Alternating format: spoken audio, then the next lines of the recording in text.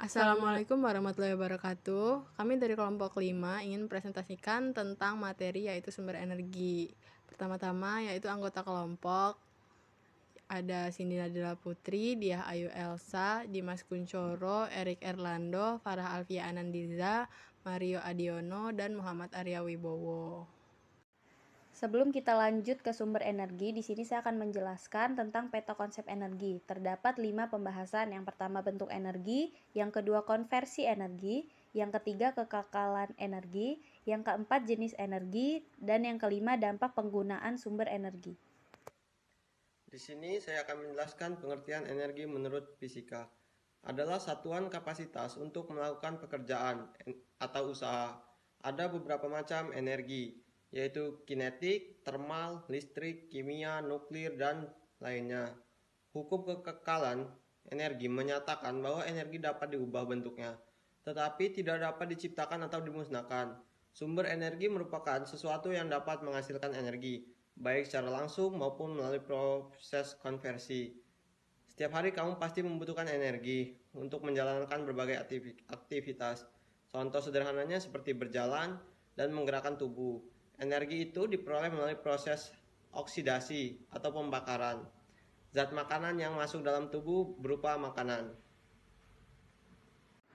Bentuk-bentuk energi. Yang pertama ada energi potensial, yang kedua energi kinetik, yang ketiga energi mekanik, yang keempat energi listrik dan potensial listrik, kemudian yang kelima ada energi panas atau termal, yang keenam energi kimia, yang ketujuh energi nuklir, yang kedelapan energi cahaya, dan yang terakhir ada energi radiasi. Energi potensial. Energi potensial merupakan energi yang tersimpan pada sebuah benda atau sesuatu karena posisi atau kedudukannya. Energi potensial terbagi lagi menjadi beberapa macam, yaitu energi potensial gravitasi, energi potensial pegas atau elastis, dan energi potensial listrik. Ya, saya lanjutkan penjelasannya. Jadi saya di sini bahas tentang energi kinetik. Apa sih yang dimaksud energi kinetik itu? Energi kinetik itu sendiri adalah energi yang dialami sebuah benda yang mempunyai massa, yang dimana energi tersebut diakibatkan oleh suatu gerak dari benda yang bermassa tersebut.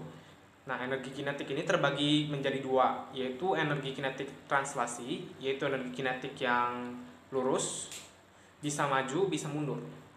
Terus yang kedua ada energi kinetik rotasi, yang mana dari kata rotasi yaitu berputar, yaitu energi kinetik yang arah geraknya memutar. Contoh dari energi kinetik yang translasi itu adalah bisa dilihat di gambar. Itu ada seseorang sedang memanah anak panah. Anak panah tersebut bergerak lurus, yang mana itu bisa disebut dengan energi kinetik translasi. Nah, yang kedua ada untuk yang contoh energi kinetik rotasi, itu ada contohnya adalah sebuah gasing. Gerak gasing itu kan memutar, jadi itu bisa kita sebut dengan energi kinetik rotasi. Oke. Ya, jadi kita lanjut ke pembahasan selanjutnya, yaitu energi mekanik. Nah, jadi energi mekanik atau yang bisa kita sebut dengan EM, ini adalah jumlah dari kedua energi potensial dengan energi kinetik pada suatu benda atau sistem. Bisa kita baca di PPT. Maksudnya gimana? Jadi kalau di benda itu kan tadi disebutkan bahwa ada energi potensial dan energi kinetik. Kalau kita tambahin itu jadi energi mekanik. Contohnya gimana? Bisa kita lihat di gambar yang tertera di PowerPoint. Itu ada anak yang narik katapel. Kalau anak narik katapel itu kan pasti ditarik, habis itu dilepas. Pas ditarik, itu dia ngasilin energi potensial kan. Terus habis itu pas kita lepas, itu dia ngasilin energi kinetik. Yang mana kalau energi tarik atau energi potensial tadi, kalau ditambahkan dengan energi yang pas dihasilkan pas lepas, yang bisa kita sebut dengan energi kinetik, itu akan menghasilkan jumlah, yang mana jumlah tersebut adalah yang bisa kita sebut dengan energi mekanik. Ya. Selanjutnya, energi listrik dan energi potensial listrik. Energi potensial listrik adalah usaha untuk memindahkan muatan dalam beda potensial listrik. Sementara itu, energi listrik adalah energi yang dihasilkan oleh arus listrik yang bekerja pada sebuah perangkat listrik. Contoh energi listrik ada pada aki dan baterai. Selanjutnya ada energi panas. Energi panas dibedakan menjadi dua, yaitu energi panas yang tersimpan pada benda dan energi panas yang dapat dipindahkan ke benda lainnya. Contohnya, energi panas yang paling besar dan paling penting adalah matahari. Energi matahari juga bisa membuat air menguap dan melakukan siklus untuk membuat hujan, serta masih banyak lainnya. Selain matahari, bumi juga menyediakan energi panas yang bisa kita manfaatkan. Misalnya, panas bumi yang digunakan sebagai pembangkit listrik tenaga panas bumi atau geotermal. Energi kimia. Energi kimia merupakan energi yang terkandung dalam ikatan atom-atom penyusun sebuah materi. Energi kimia juga merupakan sumber energi yang dapat diolah oleh tubuh makhluk hidup. Contohnya pengolahan karbohidrat oleh enzim-enzim yang ada di tubuh kita. Energi nuklir. Energi nuklir diciptakan manusia melalui radioaktif dari uranium dan plutonium. Energi nuklir dapat menghasilkan tenaga yang besar melalui reaksi inti, baik reaksi fisi atau pemisahan maupun reaksi fusi atau penggabungan.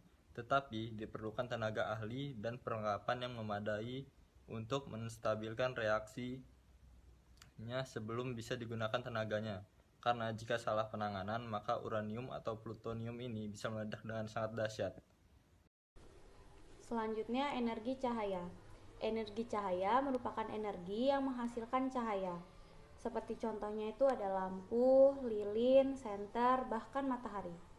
Selain merupakan sumber energi panas, matahari juga menghasilkan cahaya.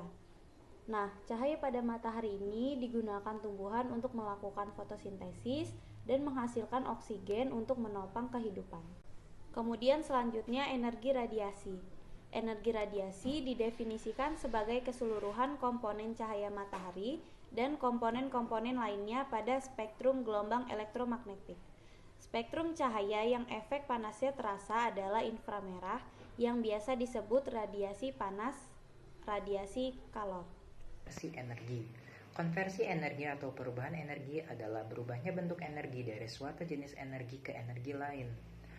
Energi yang berasal dari matahari mengalami sejumlah konversi kemudian diradiasikan kembali.